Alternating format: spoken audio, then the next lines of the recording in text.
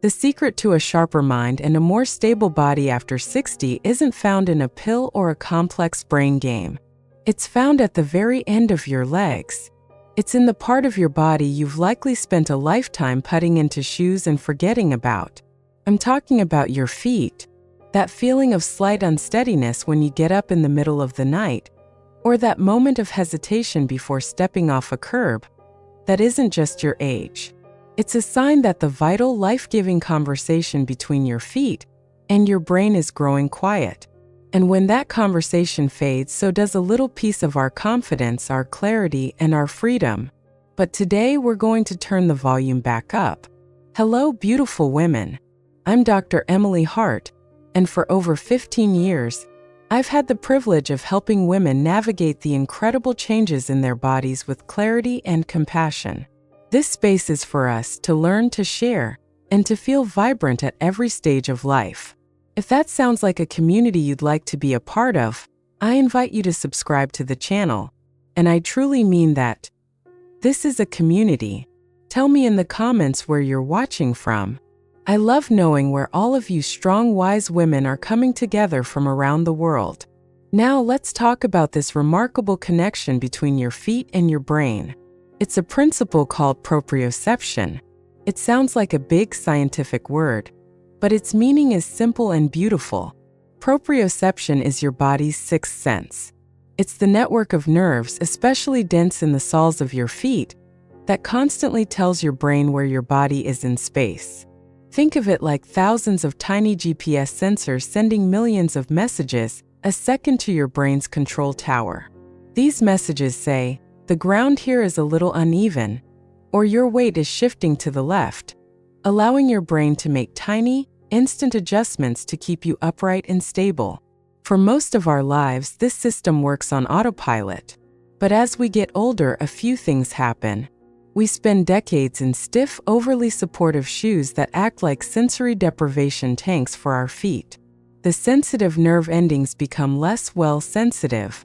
The signals grow faint, and the brain's control tower has less information to work with. The result is that feeling of being just a little less sure-footed, a little more cautious. This brings me to a woman I'll call Carol. Carol wrote to me about her garden.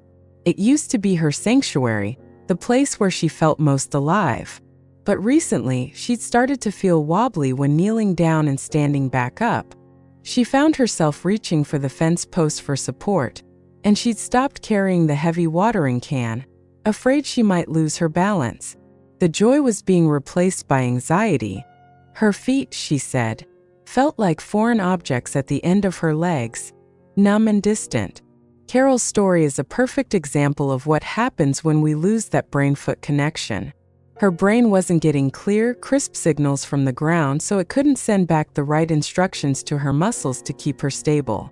The solution isn't a better cane or a fancier shoe. It's to reawaken the messengers. And the first way we do that is beautifully simple. I call it the texture tour. All you need to do is, in the safety of your own home, take off your shoes and socks for 5 to 10 minutes a day and simply walk on different surfaces. Walk on your softest carpet. Feel the fibers between your toes.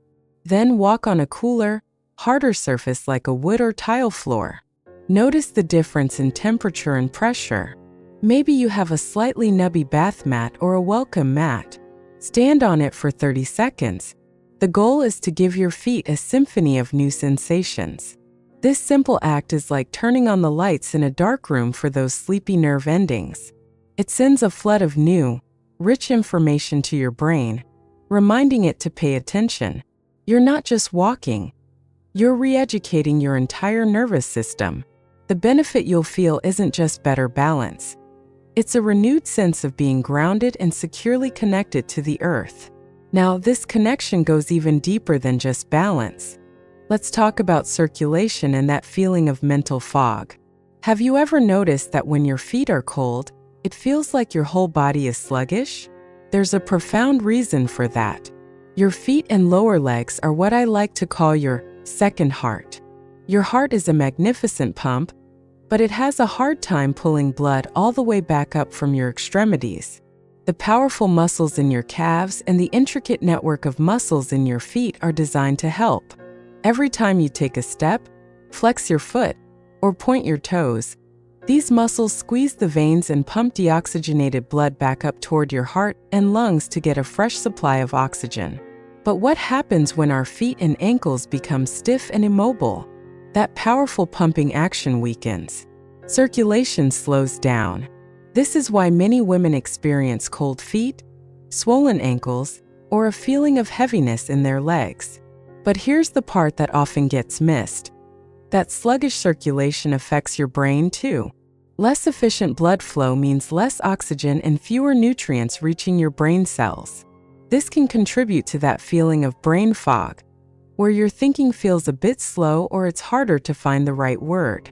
I think of Linda, a retired librarian who told me she prided herself on her sharp memory.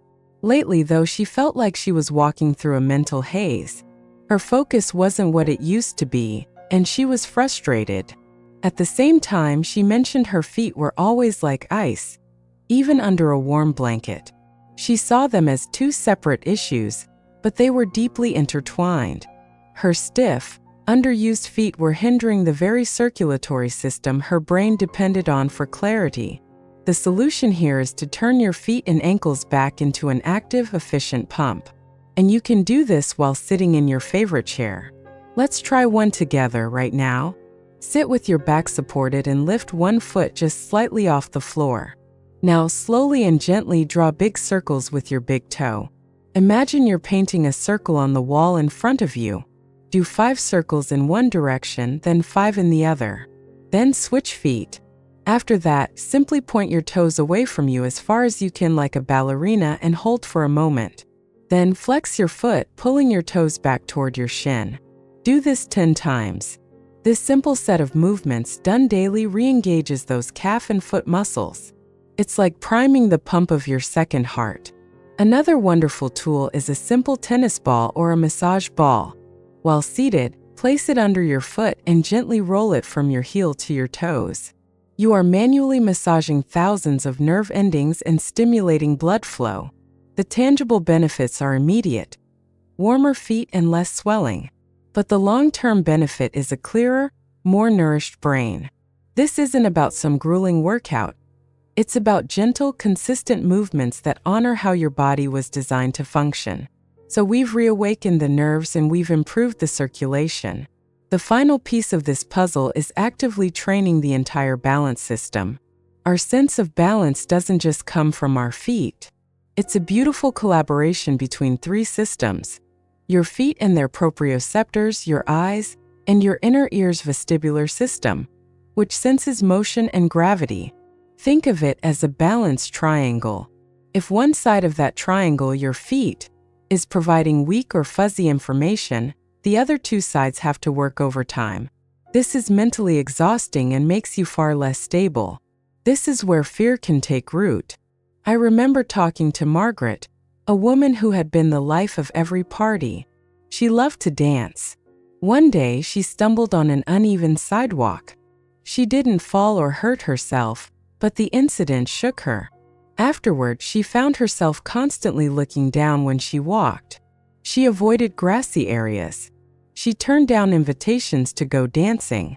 That tiny stumble had planted a seed of fear that was now shrinking her world. Her focus on avoiding a fall was, ironically, making her less stable by creating tension and anxiety in her body.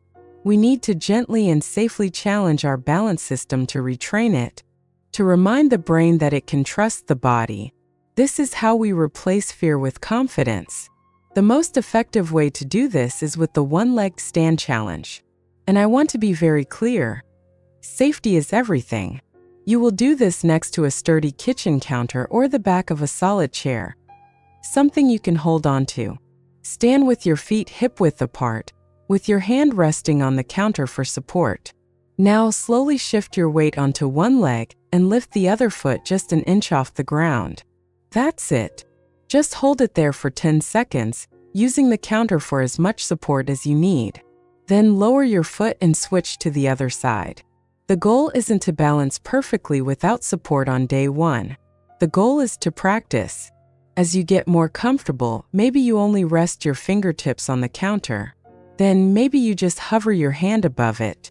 This simple exercise forces that entire balance triangle, your feet, your eyes, and your inner ear, to communicate and work together in harmony. You are actively rebuilding the neural pathways that govern stability. It's a profound act of self-trust. The benefit is not just a dramatic reduction in your risk of falling. The deeper benefit is the feeling that comes from conquering fear. It's the freedom to walk in your garden, to dance at a wedding, to navigate the world not with hesitation, but with grace and strength. Your body is not failing you. It is simply waiting for you to re-engage with its innate wisdom. The numbness in your feet, the moments of fogginess, the fear of a fall, these are not your destiny. They are signals, invitations to reconnect with the magnificent foundation that carries you through life. Remember that you are capable, you are resilient, and you hold the power to bring more vitality, clarity, and confidence into your every step. Take this information not as another chore, but as an act of profound self-care. It is a way to honor the body that has carried you this far, and to ensure it carries you beautifully into the future. Thank you for sharing this time with me. If this was helpful, please share it with a friend or a sister who might need to hear it. And join the conversation in the comments below. Let's support each other on this journey. Be well and walk with confidence.